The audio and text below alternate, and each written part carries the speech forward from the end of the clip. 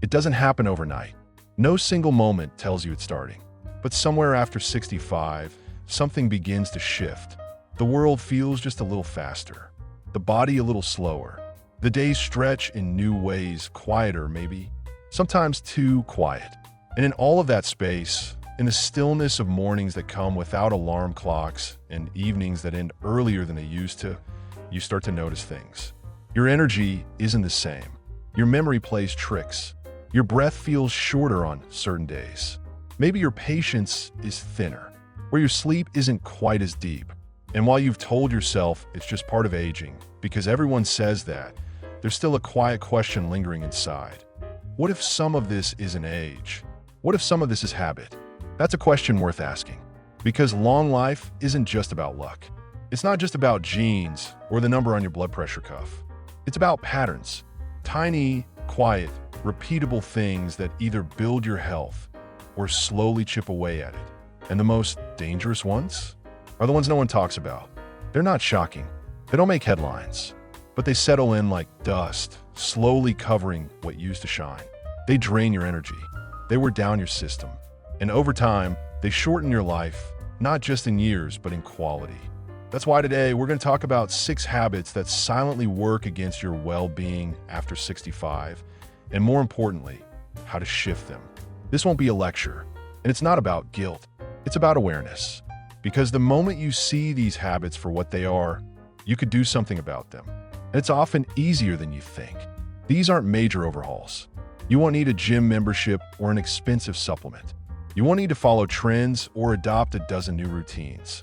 You just need to see clearly what's already happening and choose one small step at a time to move in a direction that supports your body, your mind, and your life. We'll walk through 6 of these habits one by one. Some may surprise you. Others may sound familiar, but each one matters because your health is not frozen in time. It's responding right now to what you do, what you don't do, what you believe, and what you've stopped noticing. And if you're still breathing, still waking, still wanting something more from the days ahead, that means you still have time to change them. Let's start with the first habit. It's not about food or exercise. It's about motion, or rather, the quiet lack of it, and how sitting too much, even in peaceful comfort, might be telling your body to shut down long before it needs to. You've earned the right to rest. After years of raising kids, managing households, working long hours, or showing up for others when it wasn't easy, you deserve comfort. A soft chair, a slow morning, a quiet afternoon with a book. But here's the trap. Comfort, when repeated without interruption, can quietly become stagnation. And the body doesn't recognize good intentions. It only responds to rhythm. And when the rhythm is stillness, the body assumes it's time to shut things down. Muscles shrink. Joints stiffen, blood flow slows. The lymphatic system, the one responsible for flushing out toxins, gets lazy. Even digestion suffers. This is the first habit that shortens life after 65. Prolonged sitting without movement. Not because you're doing something wrong, but because you're not doing anything at all. And it's not about exercise. It's about motion. The kind that tells your brain, I'm still here. I'm still needed. Keep the engine running. Sitting for long stretches, more than 6 or 7 hours a day, has been linked to increased risk of heart disease, stroke, type 2 diabetes, and even cognitive decline. And these risks exist even if you exercise later. Because the issue isn't just inactivity, it's sustained stillness. The good news? The solution is beautifully simple. You don't need to go for a run or join a class. You just need to break the cycle. Every 30 to 60 minutes, stand up, walk to the other room, reach both arms overhead, stretch gently, march in place for 60 seconds, walk around the house during commercial breaks, put your socks on while standing, if you safely can. These micro movements have a profound effect. They wake up circulation. They tell the nervous system to stay alert. They help prevent blood clots, stiffness, and even dips in mood. Small movement isn't trivial. It's medicine. Joan, 70, said she began setting a soft chime on her phone every hour, not as an alarm, but as an invitation. Every time it chimed, she stood, walked to the window, and took 5 deep breaths. Sometimes she walked up and down the hallway. Sometimes she just stretched, but she never stayed seated more than 45 minutes at a time. After a month, she noticed she slept better. Her ankles weren't as puffy. Her mood had lifted. I didn't change much, she said, but it felt like my body woke up again. That's the power of motion, not in intensity, but in consistency. So if you've been spending your days sitting longer than you'd like to admit, don't judge yourself. Just begin to notice, and then interrupt, one movement at a time, because the longer you stay still, the more your body forgets how to move. But the opposite is also true. Movement reminds your body that life is still happening, and that you're still part of it. The next habit we'll talk about is just as silent, but it hides not in the body, but in the mind. And it's one of the most overlooked ways we sabotage our own health. It's not about what you eat or how you move. It's about how you talk to yourself, and how that voice may be doing more harm than you realize. It doesn't shout. It doesn't argue. It whispers. Every day, in the background, a steady stream of quiet judgment. You're not as sharp as you used to be. Don't bother trying. You'll just embarrass yourself. Why can't you get it together? You'd never say these things to someone you love, but inside your own mind, they become normal, familiar, automatic. This is the second habit that shortens life after 65, chronic self-criticism. Not because it hurts your feelings, but because over time, it hurts your body. Studies have shown again and again that persistent negative self-talk increases stress hormones like cortisol, weakens the immune system, disrupts sleep, and even contributes to heart disease. And that's before we even talk about how it affects mood, memory, confidence, and your desire to connect with others. Your body doesn't know the difference between danger out in the world and danger inside your own mind. So when your thoughts are hostile, your nervous system stays tense. Your heart rate stays elevated. Your muscles stay braced. Your digestion slows. Your brain gets flooded with chemicals that make focus harder. And if this becomes your daily background noise, your health pays the price. But here's the good news. You don't need to become a beacon of positivity overnight. You just need to interrupt the cycle. You need to notice the voice and speak back. Next time you hear it say, "You're such a mess," pause. Ask yourself, is that true? Or better, would I let someone say that to my friend? Then, gently choose a better phrase. Not fake, not dramatic, just softer. "I'm doing my best. That was a mistake, not a failure. I'm allowed to learn slowly." These small shifts matter. They reduce stress, lower inflammation, and help you feel safer in your own body. And when your body feels safe, it starts to heal. Your digestion improves. Your sleep deepens. Your immune system steadies. Your heart rate softens. It's all connected. Harold, 76, spent years battling guilt. Guilt over a failed marriage, over his drinking in his 40s, over not being as present for his kids as he wanted to be. And even though decades had passed, the voice in his head never let up, until his doctor suggested writing down the worst thing he said to himself each day and rewriting it in a kinder voice. It felt strange at first, but slowly, he began replacing the shame with truth. "I did what I could with what I had. I'm still here. I'm still growing." And he noticed something. His blood pressure dropped. His energy came back. His eyes looked clearer in the mirror. Not because he became perfect, but because he stopped being cruel to himself. This is where real health begins, not in diets or devices, but in the words that fill the silence. And after 65, when the world gets quieter, that silence fills fast. So let it fill with something that sustains you. The next habit lives in that same silence. It's not about what you say, but what you don't.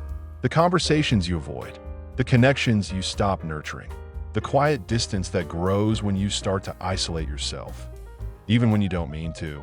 At first, it doesn't feel like anything serious. You cancel a lunch. You skip a call. You tell yourself you'll reach out later. You love your friends, your family, your neighbors, but somehow the days pass and the phone stays quiet. You're not angry. You're just tired. And the more time you spend alone, the easier it is to keep it that way. No pressure, no drama, no effort, just peace. But after a while, that peace begins to feel heavy. You start to feel unseen, unspoken to, unaccounted for. And here's the truth. Even if you like solitude, too much of it becomes dangerous. This is the third habit that shortens life after 65. Gradual withdrawal from social connection. Not because you don't care, but because you've quietly stopped participating, and the body feels it. The science is clear. Social isolation in older adults is linked to increased risks of dementia, cardiovascular disease, depression, poor immune function, and even early death. In fact, loneliness has been shown to be as damaging to health as smoking 15 cigarettes a day. But it's not just about being around people. It's about feeling connected, feeling heard, feeling like your life touches someone else's, that you matter to someone beyond your front door. The challenge? After 65, social landscapes change. Friends pass. Families get busy. You may move. You may lose touch. And it becomes easier to accept quiet than to reach into the unknown. But here's what's powerful. You don't need to rebuild a social life from scratch. You just need to begin reconnecting. Small steps, tiny bridges, a note, a walk with a neighbor, a text to someone you've been thinking of, joining a group that meets monthly, attending a class even just once, volunteering one afternoon a week. Even regular phone calls or video chats make a difference. It's not about popularity. It's about warmth. You're allowed to say, "I'd love to connect more. I miss that." You're allowed to go first. And you're allowed to be selective, surrounding yourself not with many, but with a few who feel safe, kind, honest. Ruth, 80, hadn't seen a close friend in person for nearly 6 months. "I thought I was fine," she said. "I have my puzzles, my TV, my books. But then I noticed I was talking to myself more than anyone else." So she started something small, a weekly call, then a bi-weekly coffee, then a local book group at the library. Now, her days aren't filled, but they're punctuated. "It reminds me I still belong somewhere," she says. And that belonging? It keeps her heart strong, her mind engaged, her spirit alert. If you've pulled away lately, not out of bitterness, but out of habit, you're not broken. You're just overdue for connection. Because the human body wasn't designed to go quiet. It was designed to be seen, heard, held, and you still deserve that. The next habit is physical again, but disguised as something healthy. It's not what you're doing that's dangerous. It's what you've convinced yourself you no longer need. And that's where trouble begins. Let's talk about undernourishment, not from lack of food, but from the quiet ways many seniors stop giving their body what it truly needs. Food becomes simple with age, sometimes out of choice, sometimes out of necessity. You stop cooking for 5, so meals get smaller. You might skip breakfast. You might pour a bowl of cereal at night and call it dinner. You're not as hungry as you used to be. You've convinced yourself your body doesn't need as much. And you're not wrong. Your metabolism slows. Your appetite may change. But the danger isn't in eating less. It's in feeding yourself less nourishment. And this is the fourth habit that quietly shortens life after 65, chronic undernourishment. Not starvation, not dieting, but consistently giving your body too little of what it truly needs to thrive. Protein to maintain muscle, healthy fats to support brain health, vitamins and minerals that keep your bones strong, your mind clear, your immunity stable. When nutrition drops below a certain threshold, your body doesn't complain loudly. It adapts. But that adaptation comes at a cost. Fatigue, slower healing, memory slips, muscle loss, increased falls, immune weakness. And here's the tricky part. It doesn't feel dramatic. It feels like aging. So it goes unnoticed. But it's not just aging. It's preventable and reversible. You don't need a complicated diet. You don't need a cupboard full of powders and pills. You just need to come back to the idea that food is not an afterthought. It's fuel. It's medicine. It's care. That means aiming for protein at every meal. Eggs, beans, fish, chicken, yogurt, lentils, nuts. It means color on your plate. Greens, oranges, reds, purples. It means water, enough to keep your cells awake. It means not skipping meals because it's easier and not replacing full meals with toast and coffee.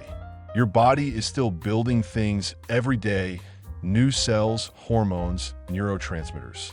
And it needs the raw material to do that well. Margaret, 78, lived alone after her husband passed. Cooking stopped feeling meaningful. She relied on crackers, toast, tea. Her doctor noticed weight loss, more bruises, fatigue. "I thought I was just getting older," she said.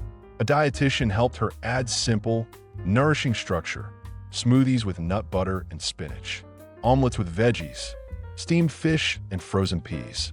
She didn't count calories. She just started feeding herself again like someone who mattered. Within 6 weeks, her energy returned. Her blood work improved, and she smiled more. It wasn't magic, she said. It was real food, real care. That's the point. The body still wants to be well, but it can't make something out of nothing. If your meals have gotten too small, too beige, too sparse, start small. Add one colorful vegetable a day, one protein source you enjoy, one real breakfast each week. It's not about perfection. It's about providing your body with a reason to stay vibrant. Because when you nourish yourself well, you give your body a reason to keep showing up strong. The final habit we'll explore might be the most deceptive of all, because it doesn't come from inaction, but from overexposure. Let's talk about overconsumption of distressing information and how the way we consume news, content, and negativity in the background can quietly shape how long and how well we live. It starts with good intentions. You want to stay informed. You want to know what's happening in the world, in your country, in your community. You wake up, turn on the news. You scroll a bit while drinking coffee. You check your phone in the evening to see what's going on. But what's going on isn't just staying outside. It's coming in through your eyes, your ears, and eventually, your nervous system. This is the 6th habit that secretly shortens life after 65. Chronic exposure to distressing information. Not just because it affects your mood, but because it changes your biology. The human brain wasn't designed to carry the weight of the whole world's suffering every day, especially not in real time. And after 65, when a nervous system becomes more sensitive and when daily routines become less structured, that input has more space to settle and more time to stew. Chronic news consumption, especially of violent, angry, chaotic, or hopeless content, has been linked to increased anxiety, depression, disrupted sleep, higher blood pressure, and even memory issues. Why? Because your brain doesn't separate fiction from threat. It doesn't know the explosion was on TV. It doesn't realize the yelling was a news clip. It reacts the same way. Tighten, prepare, worry. The problem isn't staying informed. The problem is living in a state of constant psychological emergency. And many older adults, especially those living alone, slip into this pattern quietly. The TV runs all day for company. The news loops repeat hourly. The phone buzzes with updates that rarely bring peace. And the result? A baseline of anxiety, a deepening sense of helplessness, a loss of curiosity, creativity, and calm. But it doesn't have to be that way. The solution isn't to tune out the world. It's to curate what comes in and when. That means limiting exposure to 1 or 2 news check-ins per day. Not sleeping with the TV on. Turning off autoplay on devices. Choosing long-form stories over clickbait headlines. Making space for uplifting, human-centered content. Documentaries, nature, music, books, conversations. Giving your nervous system time to reset before bed. Carol, 73, realized she hadn't gone a day without background news in over 5 years. It felt harmless, she said, but I didn't realize how tense it was making me. She started turning off the TV after breakfast, reading the paper once in the afternoon, and replacing the evening noise with classical music or quiet audiobooks. I didn't feel less informed, she said. I felt more human. That's the point. Your health isn't just what you eat or how you move. It's also what you absorb. And if your mind is constantly full of fear, anger, outrage, and despair, it begins to expect the worst. And that expectation shapes your body, your breath, your sleep, your days. You still deserve peace. You still deserve beauty. You still deserve space in your mind for something gentle. And protecting that space might be one of the most powerful things you can do for your health. So let's come back to where we began. The habits that shorten life after 65 are rarely dramatic. They're quiet, ordinary, understandable, but that doesn't make them harmless. Sitting too long, criticizing yourself constantly, withdrawing from connection, undereating without noticing, feeding your mind a diet of fear. These things matter, but the moment you see them, you're not stuck with them. You can shift, gently, one breath, one walk, one plate, one phone call, one pause. You're still living, and your body, your mind, your spirit still want to help you do it well. Thank you for being here. If something in this video spoke to you, leave a comment and tell us what resonated most. Like the video, subscribe to the channel, and join us again soon for more quiet truths that help you live longer, stronger, and more fully, starting right where you are.